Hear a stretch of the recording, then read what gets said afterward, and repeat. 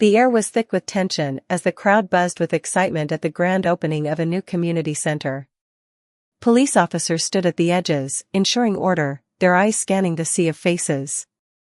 Among the attendees was a woman, dressed simply in a crisp white blouse and black slacks, her presence unassuming yet commanding.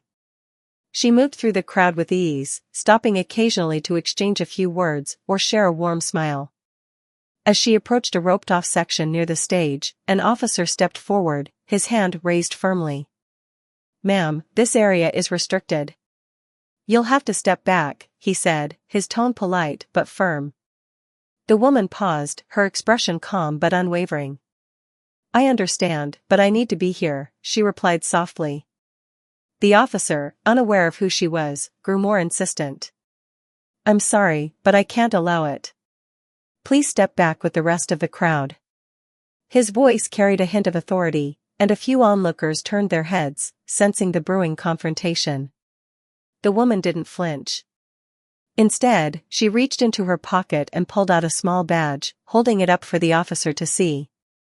His eyes widened as he read the inscription, "Governor of the State." For a moment, time seemed to stand still. The officer's face flushed with embarrassment, and he stammered, I'm so sorry, Governor. I didn't realize it was you." The crowd, now fully aware of what was happening, erupted into a mix of gasps, murmurs, and applause.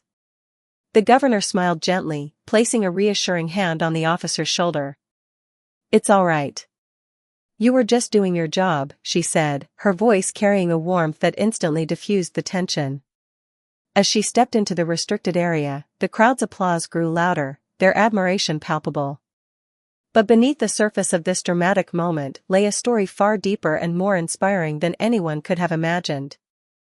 This was no ordinary leader. This was a woman who had defied the odds, shattered barriers, and risen to the highest office in the state against all expectations. The incident at the event was just a glimpse into the life of a woman who had spent years fighting for justice, equality, and opportunity. Her journey was one of resilience, courage, and an unshakable belief in the power of change. And as the crowd watched her take the stage that day, they couldn't help but feel they were witnessing something extraordinary. But how did she get here?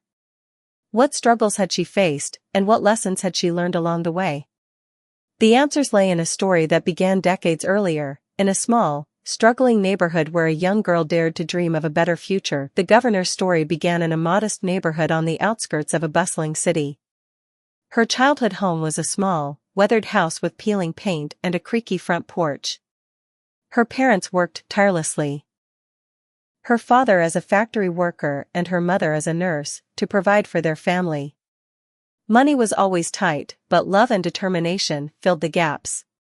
From a young age, she was acutely aware of the challenges her family faced. She watched her parents sacrifice their own dreams to ensure she and her siblings had a chance at a better life. Her mother often reminded her, "Education is your ticket out of here. Don't ever let anyone tell you you're not good enough." Those words became her mantra, a guiding light in the face of adversity. School was both a refuge and a battleground for her. She excelled in her studies, often staying up late to finish homework by the dim light of a flickering lamp. But outside the classroom, she faced a different reality. As one of the few black students in her school, she often felt like an outsider. Classmates whispered behind her back, and teachers sometimes overlooked her, assuming she wouldn't amount to much. One incident stood out in her memory. During a school assembly, a teacher announced a prestigious scholarship opportunity. She raised her hand eagerly, only to be met with a dismissive glance. "This is for students who have a real chance," the teacher said, her tone laced with condescension. The words stung, but they also ignited a fire within her. She vowed to prove everyone wrong. Her determination only grew stronger as she got older. She took on part-time jobs to help her family, balancing work with her studies. Despite the exhaustion, she never complained. Her parents' sacrifices were a constant reminder of why she had to keep pushing forward. But it wasn't just academic challenges she faced. The neighborhood she grew up in was plagued by crime and poverty. She witnessed friends and neighbors fall victim to systemic injustices, unfair arrests, lack of access to healthcare, and limited job opportunities. These experiences planted a seed of anger and frustration, but also a deep sense of purpose. She began to dream of a world where everyone, regardless of their background, had a fair shot at success. Her breakthrough came during her senior year of high school.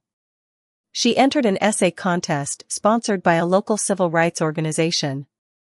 The topic was, "What does justice mean to you?" She poured her heart into her writing, drawing from her own experiences and the struggles she saw around her. Weeks later, she received the news: she had won first place. The award came with a small scholarship and an invitation to speak at a community event. Standing on that stage, looking out at a sea of faces, she felt a surge of confidence. For the first time, she realized her voice mattered. Her words could inspire change. That moment marked the beginning of her journey into public service. But the road ahead was far from easy. She would face countless obstacles, moments of doubt, and heartbreak. Yet, with every challenge, she grew stronger, more determined, and more committed to her mission. Her story was just beginning, and the world was about to see what she was truly capable of. The governor's journey took a decisive turn during her college years. After winning the essay contest and earning a scholarship, she enrolled in a local university to study political science. It was here that she began to see the world through a broader lens. Her classes opened her eyes to the systemic inequalities that plagued society, and she became determined to do something about it. One day, while volunteering at a community center in her neighborhood, she met a local activist who would change her life. He was a retired civil rights lawyer, known for his tireless work in fighting for justice and equality. His name was Mr. Thompson, and he had a reputation for being both fearless and compassionate. Mr. Thompson noticed her passion and dedication immediately. During a conversation about the challenges facing their community, he said, "You have a fire in you, kid. But fire needs direction. If you really want to make a difference, you need to understand the system before you can change it." His words struck a chord. She began spending more time at the community center, learning from Mr. Thompson and other activists. They taught her about the legal system, the importance of policy, and the power of grassroots organizing. She started to see how the struggles she had witnessed growing up were not isolated incidents but part of a larger, deeply entrenched system of inequality. Inspired by these lessons, she decided to pursue a law degree. It wasn't an easy decision. Law school was expensive, and she knew her family couldn't afford to support her. But Mr. Thompson encouraged her to apply for scholarships and grants. "You've got the brains and the heart," he told her. "Now go out there and prove it to the world." Her first year of law school was grueling. She juggled a part-time job, her studies, and her responsibilities at home. There were nights when she felt overwhelmed, wondering if she had made the right choice. But every time she doubted herself, she remembered the faces of the people in her community, the single mothers working 2 jobs, the young men unfairly targeted by the police, the children who deserved better opportunities. One incident during her second year of law school became a defining moment. She was interning at a legal aid clinic, helping low-income families navigate the complexities of the legal system. One day, a young woman came in, desperate for help. She had been evicted from her apartment despite paying her rent on time, and the landlord refused to return her deposit. The governor-to-be took on the case, spending hours researching tenant rights and building a strong argument. When they finally faced the landlord in court, she stood her ground, presenting the facts with clarity and confidence. The judge ruled in their favor, and the young woman got her deposit back. That victory was small in the grand scheme of things, but it was a turning point for her. It showed her the power of the law to bring about real change in people's lives. It also reinforced her belief that she was on the right path. As she progressed through law school, she became more involved in advocacy work. She organized rallies, wrote op-eds, and lobbied for policy changes. Her reputation as a passionate and effective advocate grew, and she began to attract the attention of local leaders. But with success came challenges. She faced criticism from those who felt threatened by her rise.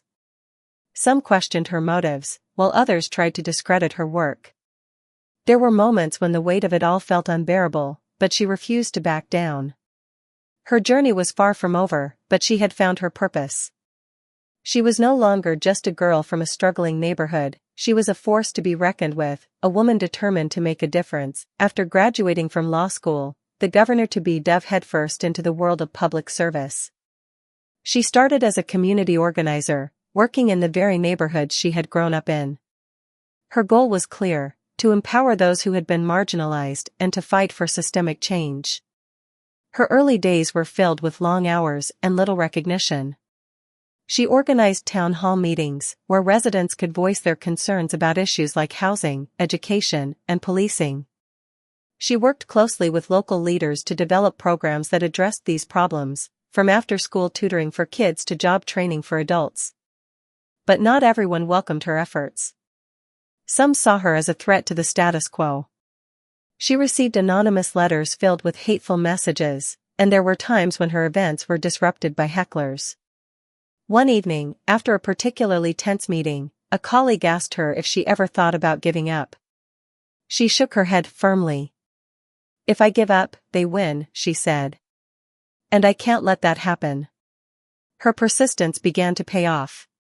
Slowly but surely, she started to see the impact of her work. A community garden she helped establish provided fresh produce to families in need. A mentorship program she launched gave young people the guidance and support they needed to stay on track. These small victories fueled her determination to keep going. Her big break came when she was invited to speak at a statewide conference on social justice.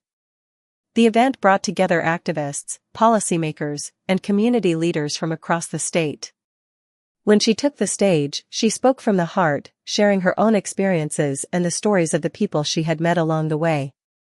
Her speech was a powerful call to action, urging everyone in the room to work together to create a more just and equitable society. The audience was captivated, and by the time she finished, the room erupted into applause. After the event, she was approached by several influential figures who offered their support and encouragement. One of those people was a state representative who had been impressed by her passion and vision. He offered her a position on his team, working on policy initiatives aimed at addressing inequality. It was an opportunity she couldn't pass up, and she quickly made a name for herself as a skilled and dedicated advocate. But the higher she climbed, the more resistance she faced. As a Black woman in a predominantly white, male-dominated field, she often found herself having to work twice as hard to prove her worth. There were times when her ideas were dismissed or ignored, only to be praised when someone else presented them. Despite these challenges, she refused to be silenced. She continued to speak out, to push for change, and to fight for those who couldn't fight for themselves. Her reputation as a fearless and effective leader grew, and it wasn't long before people began to talk about her as a potential candidate for public office. The idea of running for office had never been part of her plan, but the more she thought about it, the more it made sense. She had spent years working within the system to create change, but she realized that real power lay in shaping the system itself. It was a daunting prospect, but she knew she couldn't back down. The people she had fought for all these years were counting on her, and she wasn't about to let them down. The decision to run for public office was not made lightly. The governor-to-be knew the road ahead would be grueling, filled with challenges and sacrifices. But she also knew it was a necessary step if she wanted to create lasting change. With the support of her family, mentors, and a growing network of allies, she announced her candidacy for state representative. Her campaign was unlike anything her district had seen before. Instead of relying on flashy ads or empty promises, she focused on connecting with people.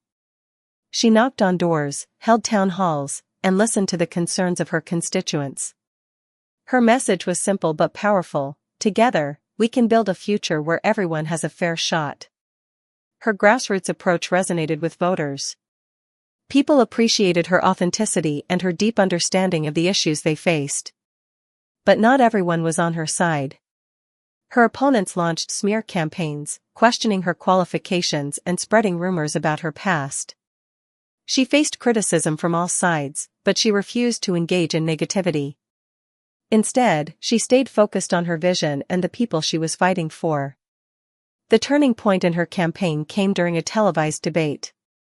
Her opponent, a seasoned politician, tried to undermine her by questioning her experience. She responded with a calm but firm rebuttal, outlining her years of work in the community and her deep understanding of the challenges facing their district. Experience isn't just about how long you've been in office, she said. It's about how much you've done for the people you serve. Her response struck a chord with viewers, and her popularity soared. On election night, as the results came in, it became clear that she had won by a significant margin. The room erupted in cheers as she took the stage to deliver her victory speech. "This win isn't just about me," she said, her voice filled with emotion. "It's about all of us. It's about the single mom working 2 jobs to put food on the table. It's about the young person who dreams of a better future.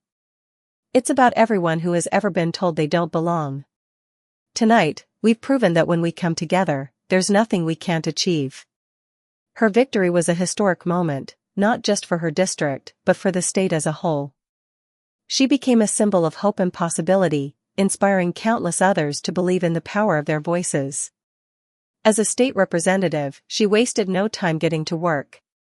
She introduced legislation aimed at improving education, expanding access to healthcare, and addressing systemic inequalities. She worked tirelessly, often staying late into the night to review policies and meet with constituents. But her work didn't go unnoticed. Her colleagues, both allies and opponents, quickly realized that she was a force to be reckoned with. She had a unique ability to bring people together, to find common ground even in the most contentious debates. Her success as a state representative set the stage for her next big challenge, running for governor. It was a daunting prospect, but she knew it was the next step in her journey to create real, lasting change. The decision to run for governor was met with both excitement and skepticism. Many saw her as a rising star, a leader who could bring fresh perspectives and bold ideas to the state. Others doubted whether she had what it took to win such a high-stakes race. But she was undeterred. She had faced doubters her entire life, and she wasn't about to let them stop her now. Her campaign for governor was a whirlwind of activity. She traveled across the state, visiting small towns and big cities, listening to the concerns of everyday people. Her message remained consistent: "This campaign isn't about me. It's about us. It's about building a future where everyone has the opportunity to succeed." Her opponent, a well-established politician with deep pockets, launched a series of attack ads aimed at undermining her credibility.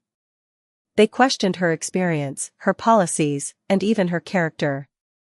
But she refused to stoop to their level.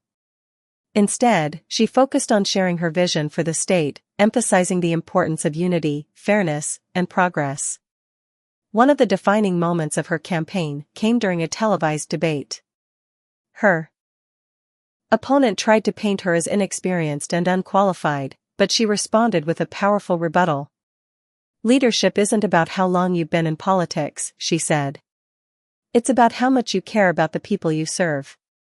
It's about having the courage to stand up for what's right, even when it's hard." Her words resonated with viewers, and her popularity continued to grow. But the campaign took a toll on her. The long hours, constant travel, and relentless criticism were exhausting. There were moments when she questioned whether she could keep going, but she drew strength from the people she met along the way. One evening, after a particularly grueling day, she received a letter from a young girl in a small town she had visited weeks earlier. The girl wrote about how inspired she was by her campaign and how she now dreamed of becoming a leader herself. The letter brought tears to her eyes and reminded her why she was doing this. As election day approached, the race grew tighter. Polls showed her neck and neck with her opponent, and the outcome was far from certain. On the night of the election, she gathered with her team, family, and closest supporters to await the results. The hours dragged on as the votes were counted. Finally, just after midnight, the results came in. She had won. The room erupted in cheers and applause as she took the stage to deliver her victory speech. "Tonight, we've made history," she said, her voice filled with emotion. "But this victory isn't just about me. It's about all of us. It's about the single mom working 2 jobs to put food on the table. It's about the young person who dreams of a better future. It's about everyone who has ever been told they don't belong. Together, we've proven that when we come together, there's nothing we can't achieve. Her words were met with thunderous applause, and for the first time in a long time, she allowed herself to feel a sense of pride and accomplishment. But she knew the real work was just beginning. The governor's first year in office was a whirlwind of challenges and triumphs. From the moment she was sworn in, she knew the weight of expectations rested on her shoulders. Her victory had inspired millions, but it had also raised the stakes. People were counting on her to deliver on her promises, and she was determined not to let them down. Her first priority was education. She had seen firsthand how underfunded schools and lack of resources disproportionately affected low-income communities. Within months of taking office, she introduced a comprehensive education reform bill aimed at increasing funding for public schools, improving teacher pay, and expanding access to early childhood education. The bill faced fierce opposition from some lawmakers who argued it was too expensive. But the governor stood her ground, using her platform to rally public support. She held town halls, met with parents and teachers, and shared stories of students who had been failed by the system. Her persistence paid off, and the bill eventually passed, marking a significant victory for her administration. Next, she turned her attention to healthcare. She had campaigned on a promise to expand access to affordable healthcare, and she wasted no time working toward that goal. She partnered with local leaders and healthcare providers to launch a statewide initiative aimed at reducing healthcare disparities. The program focused on increasing access to preventive care, mental health services, and affordable prescriptions. But not everything went smoothly. Her efforts to reform the criminal justice system faced significant pushback. She proposed legislation to address racial disparities in sentencing and to invest in community-based alternatives to incarceration. While many praised her efforts, others accused her of being soft on crime. The debate became heated, and at times, it felt like progress was impossible. Amid the political battles, she also faced personal challenges. The demands of the job left little time for her family, and she often felt torn between her responsibilities as a leader and her role as a mother and partner. There were nights when she lay awake, wondering if she was doing enough, if she was making the right decisions. One particularly difficult moment came when a natural disaster struck a rural part of the state. Floods devastated entire communities, leaving thousands homeless. The governor sprang into action, coordinating emergency response efforts and visiting affected areas to offer support. Her hands-on approach earned her praise, but the scale of the disaster was overwhelming. During one visit to a shelter, she met a young boy who had lost everything in the floods. He looked up at her with wide eyes and asked, "Are you going to fix this?" The question struck her deeply. She knelt down to his level and said, "I'm going to do everything I can to help you and your family. I promise." The moment reminded her why she had entered public service in the first place. It wasn't about politics or power, it was about people. It was about making a difference in the lives of those who needed it most. As her first year in office came to a close, she reflected on how far she had come. There had been victories and setbacks, moments of doubt and moments of triumph. But through it all, she had remained steadfast in her commitment to serving the people of her state. And yet, the journey was far from over. The challenges ahead would test her resolve like never before, but she was ready to face them head-on.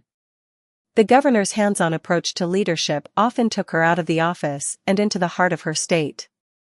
She believed in being visible, accessible, and connected to the people she served.